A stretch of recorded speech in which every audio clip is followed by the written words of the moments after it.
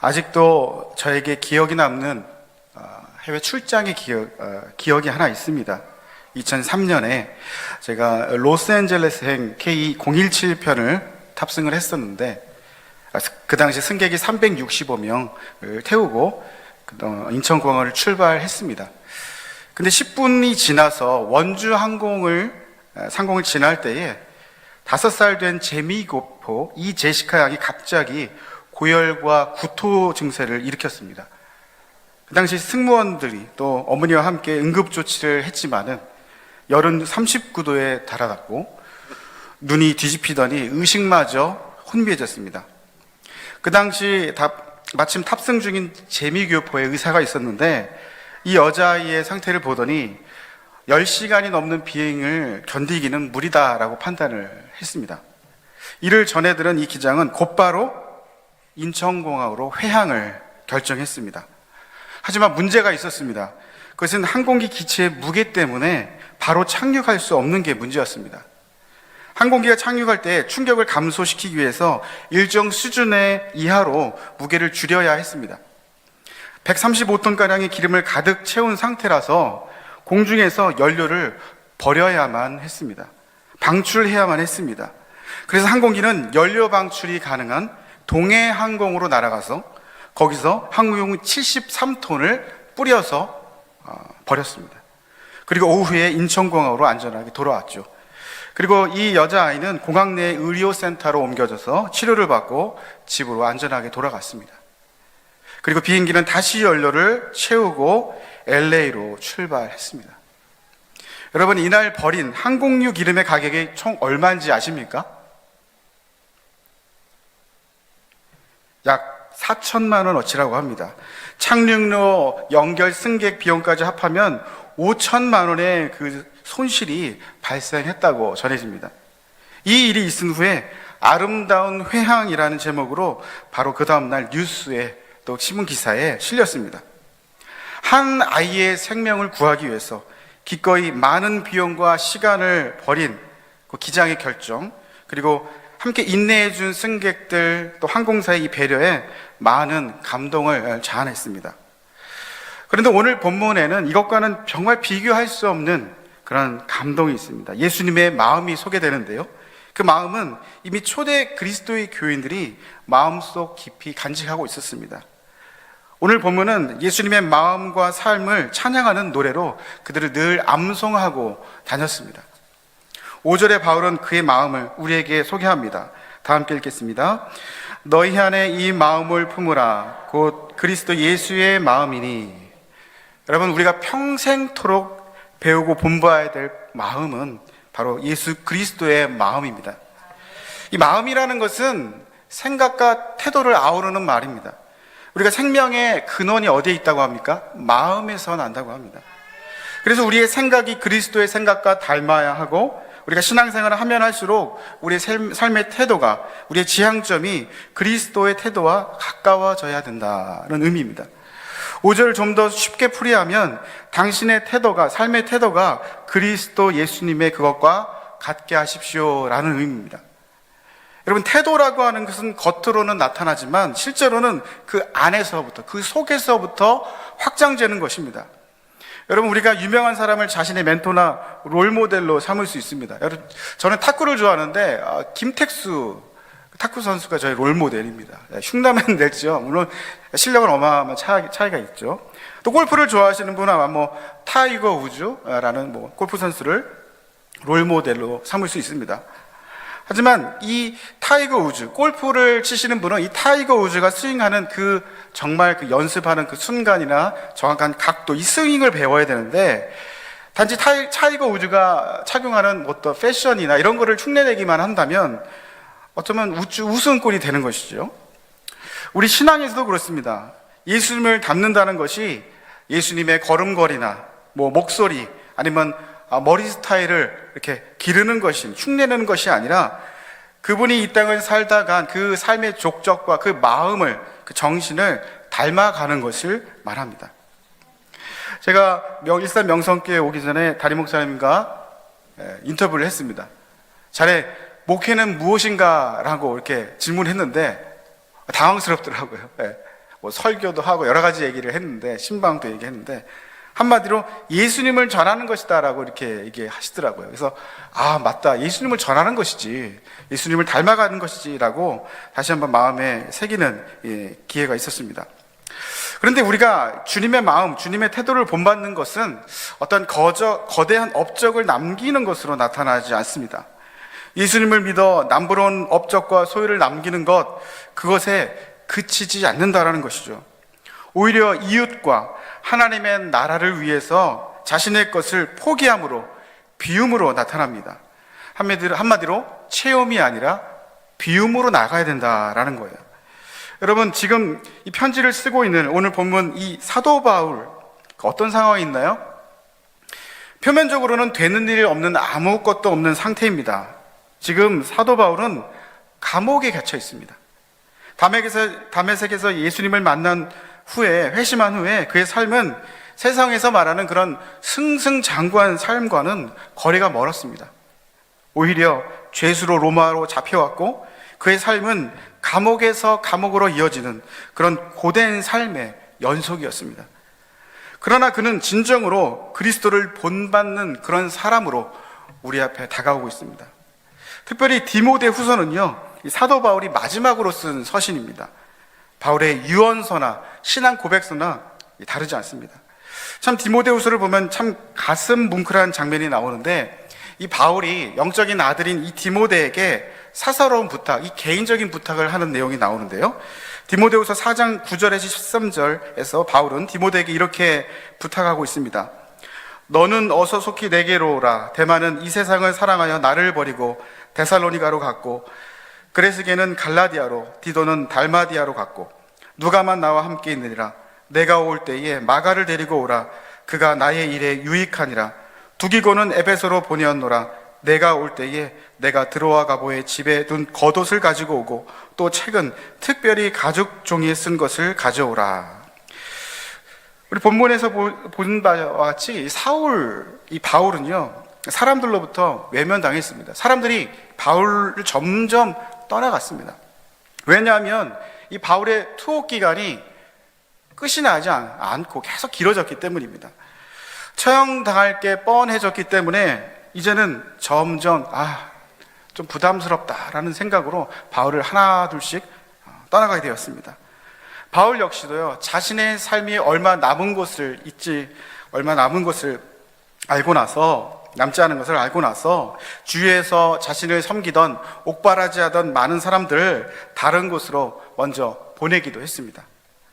그러면서도 마지막으로 자신의 영적인 아들 디모데에게 좀 빨리 오기를 부탁하고 있어요.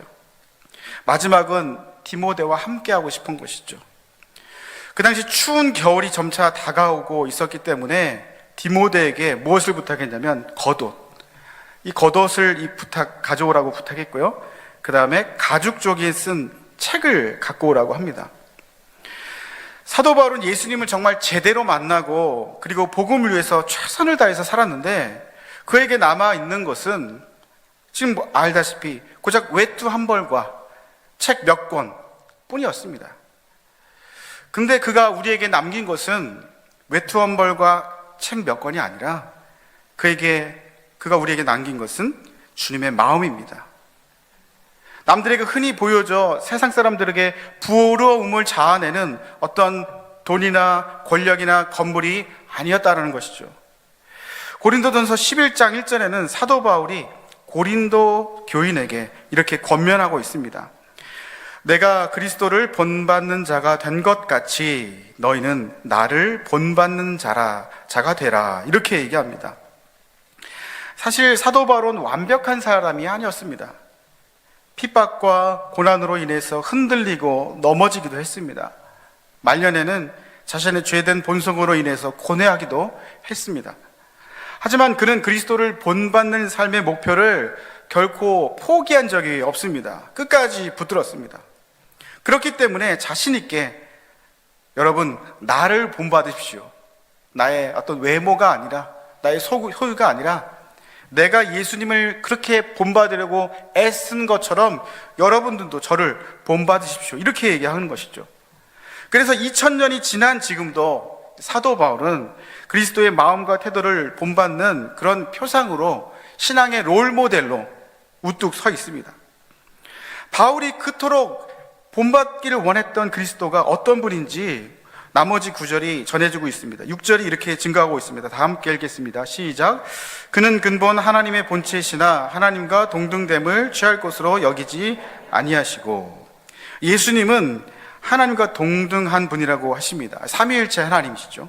때문에 얼마든지 당연하게 지위와 신분, 그 권위를 영원히 누릴 수 있었습니다. 그런데 예수님은 자신의 영광된 신분과 지위를 버리셨다, 내려놓으셨다 말씀합니다. 그리고 7절에 예수님께서는 종의 형체를 가지셨다 얘기합니다. 이것은 마치 비유로 얘기하자면 어떤 큰 회사의 오너가, CEO가, 회장님이 갑자기 그 자리를 떠나서 신입 직원으로 몰래 아르바이트 직원으로 다시 취직한 거나 다름없습니다. 많은 사람들로부터 부러움을 받는, 영향력을 끼치는 그런 자리를 떨쳐버리고 모든 것들을 다시 새롭게 시작해야 되는 그런 말단 직원으로 다시 오신 거나 다름없습니다. 여러분, 끔찍하지 않습니까? 여러분, 남자들이 가장 싫어하는 악몽이 있다고 하는데 다시 군대 가는 꿈이라고 합니다. 제대를 한 사회인이 다시 신병교육대로 들어가라. 저도 한번 그런 꿈을 꾼 적이 있는데 그때 으악 하고 자리에서 일어난 적이 있었습니다. 아니, 내가 그 연천으로 다시 가야 된다는 건가? 예, 끔찍했습니다. 그만큼 누구나 생각하고 싶지 않고 경험하고 싶지 않은 상황이죠. 요즘 회사의 신입사원을 뽑으면 대부분 현장 경험을 시킵니다. 왜냐하면 나중에 조직을 이끌 경영자가 되려면 현장의 고충과 어려움을 잘 알아야 하기 때문입니다. 그래서 신입사원들은 뭐 그 시간들이 좀 힘들어도, 아니 내가 대학을 힘들게 졸업했는데 복수하는 것부터 시키다니 좌절하지 않고요, 그럭저럭 견뎌냅니다. 그런데 예수님은 이 최고 경영직으로 올라가시기 위한 어떤 디딤돌로서 이 성공의 목적을 이루시기 위해 잠시 내려오신 게 아닙니다. 하나님으로서 그 권리를 포기하시고 우리 인생들이 살고 있는 밑바닥으로 굴러 떨어지신 이유는 순전히 우리를 사랑하시기 때문이다 라는 것이죠. 예수님이 낮아지셔서 종의 형체를 가지신 것은 자발적인 것입니다. 사회에서 아무리 잘 나가는 사람도 일단 뭐 과거에 어떤 스캔들이 일어나면 사죄하는 차원에서 자리에서 이렇게 내려옵니다. 스스로 물러나는 것처럼 이제 모양새는 갖추겠지만 어떤 의혹이나 비판의 여론에 떠밀려서 어쩔 수 없이 내려오곤 하죠. 근데 예수님께서 스스로 종의 형체를 가지시고 낮아지신 거는 그분이 무슨 잘못을 저질러거나 실수를 해서 그런 게 아닙니다. 오직 예수님은 우리를 사랑하시려는 그 마음, 하나님의 뜻을 이루어 순종하려는 그 마음을 가지고 내려오셨다라는 겁니다. 어쩌면 참 이 세상에서는 그 생각하기에 참 바보 같다라는 생각이 듭니다. 잘 이해 가지 않는 처신이죠. 7절의 말씀을 보면 이렇게 있습니다. 다 같이 읽어보겠습니다. 오히려 자기를 비워 종의 형체를 가지사 사람들과 같이 되셨고. 여기서 중요한 키워드는 예수님이 자신을 비우셨다라는 겁니다. 하나님 주님께서 사람이 되시기 위해서 자기 자신을 완전히 비우셨다라는 겁니다. 여러분, 뭐 다이어트를 하기 위해서 계속 뭔가를 공복 상태를 유지하기 위해서 배를 비우는 그런 것이 아니죠. 어떤 권위와 어떤 그 신성으로서 누릴 수 있는 그 편안함 자리를 내려놨다라는 것이죠. 근데 인간에게는요, 이 완전한 비움은 참 쉽지 않은 길입니다. 여러분 아시다시피 꽤 오래전에 내려놓음이란 책이 기독교계의 베스트셀러가 된 적이 있었죠. 저자 이용규 선교사는 서울대에서 공부하고 해외에서 좋은 박사를 땄지만은 이 몽골로 선교사를 갔습니다. 자신의 분야와 전혀 관계없는 분야로 간 것이죠. 그리고 2년이 지나서 그 후편을 냈는데 그 책 제목이 더 내려놓음이랍니다. 그렇다고 그분이 100% 한순간에 모든 걸 내려놓은 건 아닙니다. 사실 작가는 그 다음 책을 같이 걷기 떠남이라는 제목으로 2권의 책을 더 출판했습니다. 모든 인간이 그렇지 않습니까? 인간은 결코 다 자기를 내려놨다고 해도 결코 완벽하게 내려놓을 수 있는 존재는 못 됩니다. 종종 정치인들이 자신의 마음을 비우고 백의종군하겠다고 하지만 그것을 믿는 사람은 아무도 없을 것입니다. 우리 자신들도 예외가 아닙니다. 욕심을 내려놨다고 하지만은, 얼마나 그런 많은 결심을 하지만은 좀만 지나면 그것이 잘 안 되는 것이 우리 인간의 성정입니다. 저는 아직도 그것을 완전하게 실천하고 있는 분을 보지 못했습니다. 어떤 분은 내려놓음을 잘 이해하지 못해서요, 성가대를 내려놓으시고요, 교사를 내려놓으시고요, 이제 비대면 예배 때 이제 온라인 현장 예배를 완전히 내려놓으신 분이 계십니다. 물론 어쩔 수 없이 그렇게 예배 드리는 것은 괜찮지만, 정말 이 시대에는 우리는 내려놓은 것을 잘 구별을 해야 되는 것이죠. 특히 우리는 저마다 인생의 계획이 있습니다. 그거를 비우는 것이 참 쉽지 않습니다. 여러분 앞에서 말씀을 전하는 저도 인생 계획과 욕심을 주님 앞에 온전히 내려놓고 주님께 맡기는 것이 쉽지가 않았습니다. 목회자가 되기 전에는 뭔가를 제가 봉사를 하고 섬길 때에 어떻게 하면 하나님이 이 봉사를 좀 알아주시고 좀 채워주실까, 그리고 어떻게 하면 좀 사람들이 나를 좀 저 사람 정말 열심히 봉사하고 참 착한 형제야 라는 인정을 받을 수 있을까, 그래서 좀 결혼의 문이 좀 열리지 않을까, 이런 생각을 가지고 있었죠. 예. 그러니까 온통 채우는 일, 뭔가 받는 일에 집중하며 신앙생활을 했던 겁니다. 근데 나중에 하나님의 부름을 받고 목회가 되었는데 자동적으로 모든 욕심이 180도로 완전히 바뀌어지면서 모든 것들을 비울 수 있었을까요, 제가? 예, 벌써 비웠다면 하나님께로 부르셨겠죠. 예. 시간이 갈수록 정말 말씀과 기도로 서 있지 않으면 언제든지 넘어질 수 있고 깨어지기 쉬운 연약한 인간이라는 것을 더 깨달을 뿐입니다. 여러분, 사람들이 말하는 성공과 행복은 바로 옆에 있는 사람과 좀 비슷하게 가면서 좀 더 앞서가는 것, 그것에 있습니다. 자녀들이 남들 대학 갈 때, 대학 가면서도 좀 더 나은 대학에 갈 때 성취감을 누리지 않습니까? 비슷한 대학을 가도 내 자녀가 한 번에 갈 때 행복감을 느낍니다. 비교 우위에서 나오는 것이죠. 근데 이제 예수님을 믿게 되면, 진지하게 믿게 되면 예수님을 닮고 본받는 단계로 나아가게 되는데, 그 세상적인 기준으로부터 조금씩 자유로워지게 됩니다. 우리의 성공과 행복은 내 목표치를 하나님을 통해 이루는 것, 내 기준과 시간표를 달성하는 것에 있지 않고 하나님의 기준과 하나님의 시간표를 붙들 때 비로소 시작됩니다. 저는 참으로 결혼을 일찍 하고 싶은 사람 중에 하나였습니다. 그런데 다른 건 잘 됐습니다. 뭐 진급도 되고요, 뭐 기도하는 대로 노력하는 대로 다 됐어요. 근데 결혼이 쫙 안 되는 것이죠.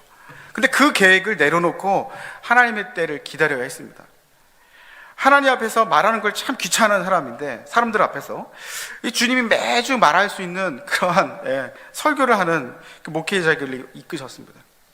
저는 뭔가를 계획하는 거를 굉장히 좋아하는 사람입니다. 막 이렇게 엑셀 파일에다가요, 이렇게 막 올해는 어디 여행 가고 얼마를 모으고 내년에는 뭐가 되고, 이런 것들을 제 인생 계획을 한 60세까지 이렇게 딱 가지고 있었는데, 그거를 이제 휴지통에 버렸어요. 그리고 이제 앞으로의 하나님이 어떻게 되실까, 하나님의 뜻이 나의 삶 가운데 어떻게 펼쳐질까 좀 기대하는 마음을 갖게 된 것이죠. 하나님은 우리에게 가장 좋은 길과 방법을 가지고 계십니다.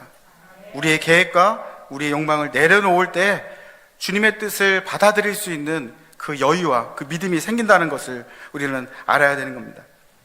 우리 중에 예수님을 믿지만 모든 일에 승승장구하지 않고, 때로는 건강이나 또한 출산이나 자녀나 교육이나 결혼이나 이런 것들에 걸림돌이 있는 분들이 계실 겁니다. 하지만 그것조차도 하나님께서 아브라함에게 약속한 그 약속의 복을 얻기 위한 위대한 계획 속에 있음을 믿으시길 바랍니다. 여러분, 아브라함이 믿음의 조상이라고 하지 않습니까? 근데 아브라함은요, 이 출산의 문제가 걸려 있었습니다. 그러면서 본인의 계획을 완전히 비워냈죠. 그리고 오랫동안 기다리면서 하나님을 신뢰하는 마음을 체득했습니다.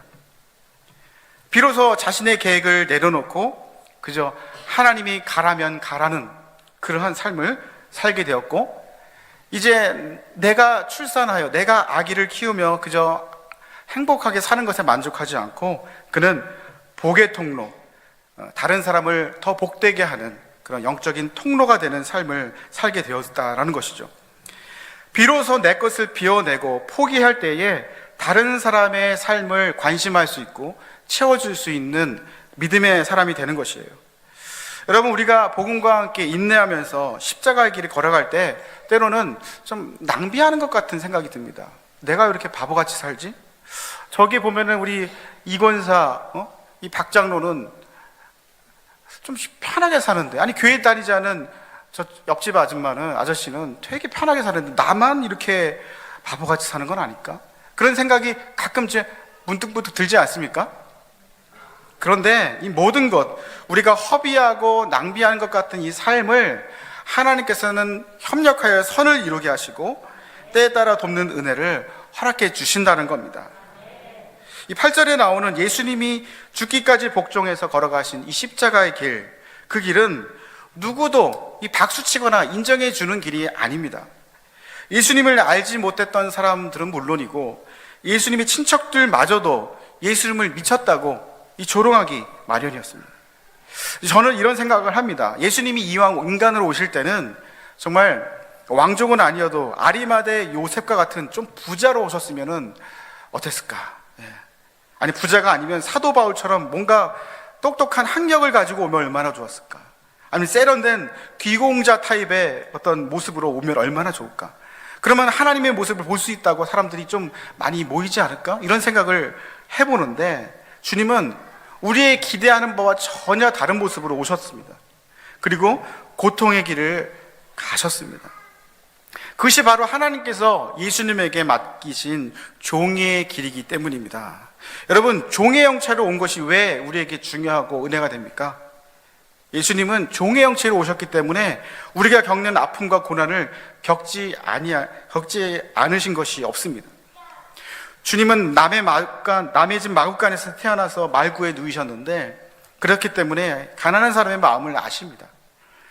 또 직업이 목주셨기 때문에 우리 현대인들의 고달픈 직장 생활에 대해서도 알고 계십니다. 그리고 예수님은 피곤에 지치셔서 태풍이 휘몰아치는 배 위에서도 깊은 잠을 드신 경험이 있기 때문에 인생의 피곤함을 알고 계시다는 겁니다. 심지어 십자가에서 온몸이 마비되는 그 고통을 경험하셨기 때문에 우리 인생이 못이 박힌 것처럼 아무것도 할 수 없고 오직 하늘만 바라보는 그런 사람들 곁에서도 함께 하시고 위로해 주신다는 겁니다. 이것이 바로 주님께서 자신을 비워 종의 자리까지 내려오신 그 이유입니다.